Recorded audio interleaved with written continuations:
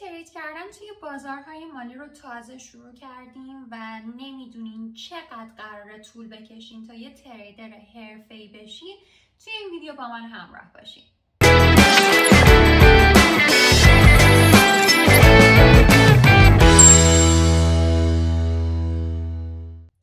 سلام به شما دوستای عزیز، امیدوارم که حالتون عالی باشه. من مرجان صادقیان هستم و توی این ویدیو قراره به این سوال جواب بدیم که به دو تا سوال جواب بدیم.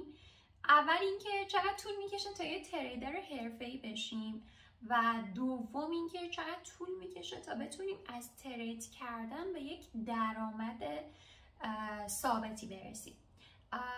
بیایم با سوال اول شروع کنیم. فرض کنیم شما اول راهیم و تازه شروع کردیم به آموزش دیدن و سوالی که برای همه قطعا پیش میاد چقدر طول میکشه که توی این بازار حرفه‌ای بشم. خب توی جواب چند تا فاکتور هست که باید بهتون بگم که باید حتما اینا رو در نظر بگیرید. اولین چیزی که خیلی جالبه شاخص آموزش پذیری هر فردی هست. شاخص آموزش پذیری چیه؟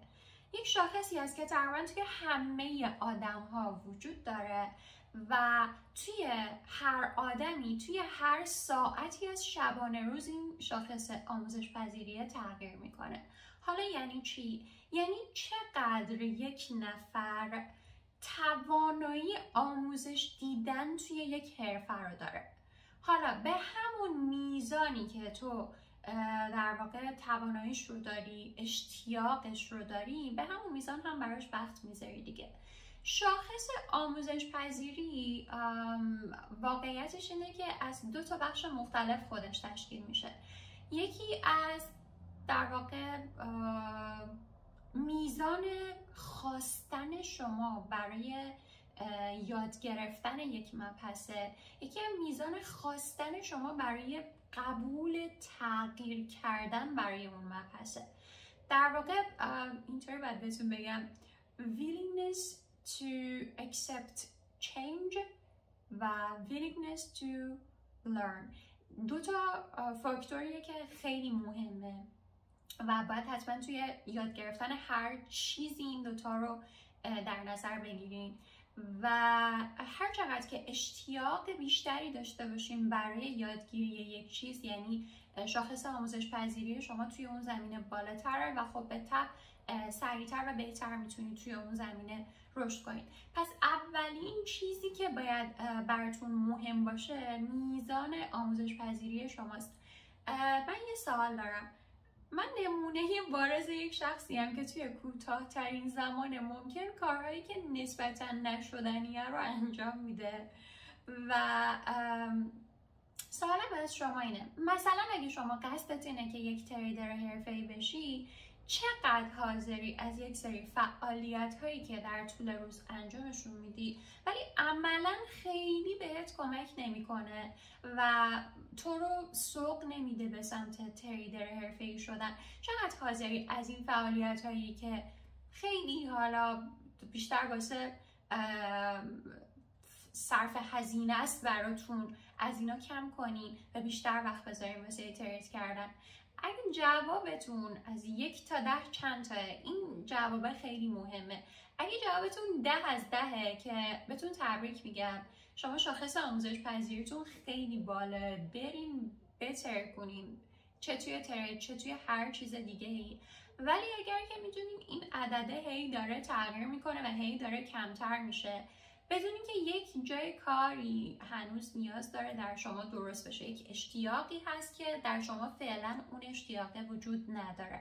و یک نکته هم بهتون بگم، شاخص آموزش پذیری در طول بازه‌های زمانی مختلف در روز، در هفته، در ماه تغییر میکنه و یه جایی مثل یک اسفنجی در نظر بگیرین. الان ممکنه من اول صبح پا شدم شاخص آموزش پذیریم 10 از 10، بعد چه میدونم ظهر میشه، خب خستم، انرژیم پایین تره و شاخص آموزش پذیریم به جای 10 میاد روی مثلا 5 و مثل من یه اسفنجیه که توی آب رفته و پر آب، انقدر آب جذب کرده دیگه نمیتونه چیزی به خودش جذب کنه. خب من باید یکم بهش زمان بدم که چیزایی که یاد گرفته رو جذبشون بکنه و بعد دوباره وقتی این شاخص آموزش پذیری بالا اومد بیان و بقیه مطالب رو یاد بگیرن. این اولین نکته‌ایه که باید توی حرفه‌ای شدنتون، نه توی هر کار دیگه‌ای باید اینو در نظر بگیرید. یکی اینه. یکی دومین چیزی که میتونه خیلی بهتون کمک کنه و به عنوان تریدر حرفه‌ای شدن شما رو پیش ببره توی زندگیتون اینه که چقدر حاضرین که برای تمرین کردن توی هیته ترید وقت بذارید. مثلا اگه جوابتون اینه که 2 ساعت در هفته براتون کافیه، خب با 2 ساعت در هفته حداقل من فکر میکنم یه 10 سالی رو باید وقت بذارین. دروغ چرا؟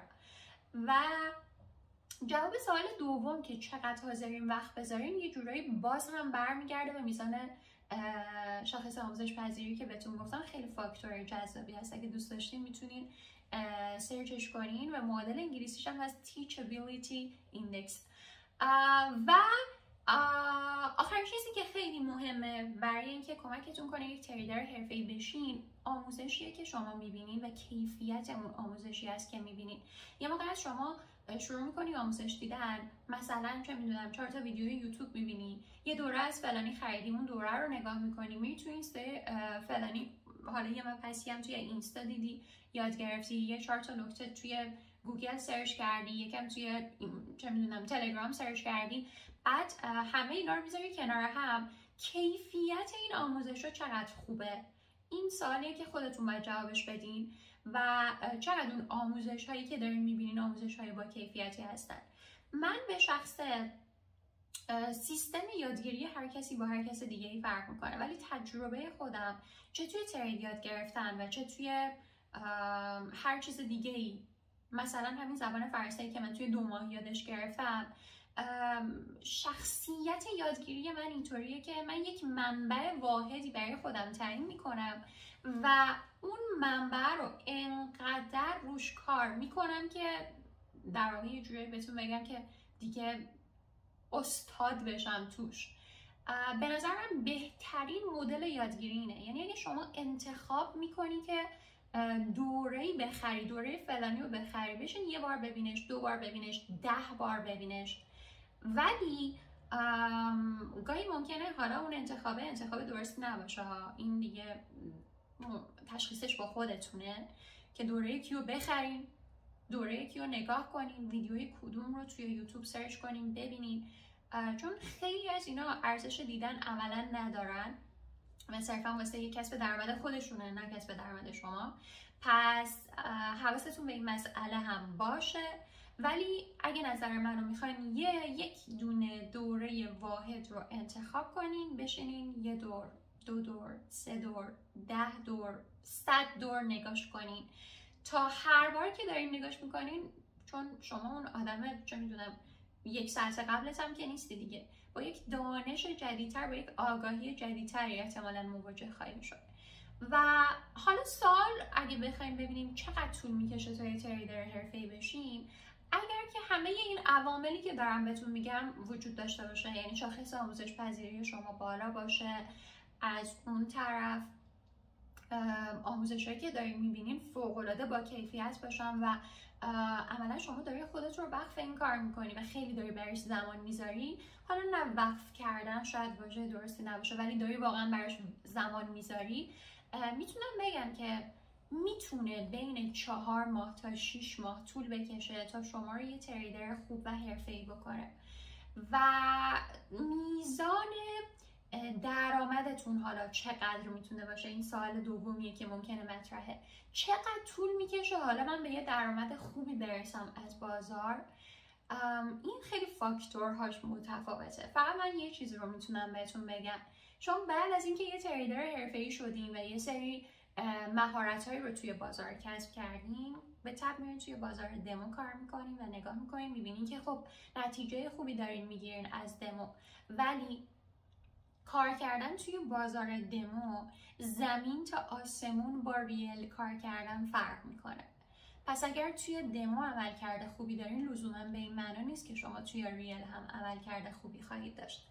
پس از اینجا به بعد، حالا فرض کنیم شما یه تریدر حرفه‌ای شدین و میخواین وارد بازار ریل بشین و از اینجا به بعد حداقل شما باید یه چیزی حدود 2-3 ماه توی بازار ریل، نه فقط توی دمو که یعنی قبلا کار کردین تا بیاین حرفه‌ای بشین، الان اومدی توی بازار ریل، حداقل باید 2-3 ماه توی بازار ریل کار کنی و اصطلاحاً خاک این بازار رو بخوری تا ببینی شخصیتت توی ترید کردن چه مدل شخصیتیه.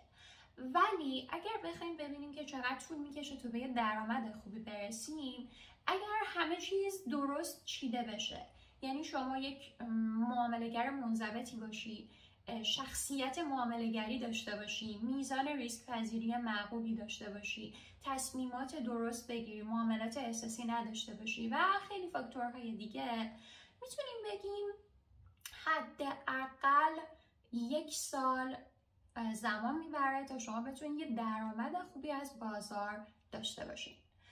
این 2 سالی بوده که من میخواستم توی این ویدیو بهشون جواب بدم و به نظرتون خودتون چی فکر میکنین؟ برای شخص شما با توجه به میزان آموزش پذیریتون، اشتیاقتون برای یادگیری و با توجه به اینکه چقدر در هفته، در ماه زمان میذاریم برای تمرین کردن، به نظر خود شما واسه این خود شما چقدر طول میکشه تا یه تریدر حرفه‌ای بشید؟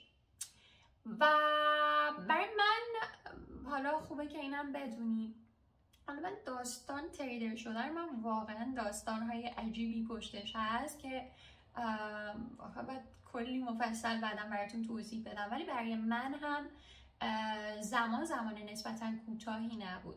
حداقل بین 1.5 تا 2 سال من زندگیمو وقف کردم به یاد گرفتن و خوندن سورس‌های مختلف تا اینکه میتونم بگم که حالا توی جایگاهی هم که ازش راضیم. نمیتونم باز هم بگم که تریدر خیلی خفنیم، به خاطر اینکه میدونم همیشه جا داره و همچنان من علاقه دارم به یاد گرفتن توی این زمینه و دوست دارم بیشتر بدونم، بیشتر بخونم، بیشتر یاد بگیرم و همینطور بیشتر بتونم انتقال بدم. امیدوارم که این ویدیو براتون مفید واقع بشه. کامنت بذاریم واسم و خیلی دوستتون دارم. توی ویدیوهای بعدی میبینمتون.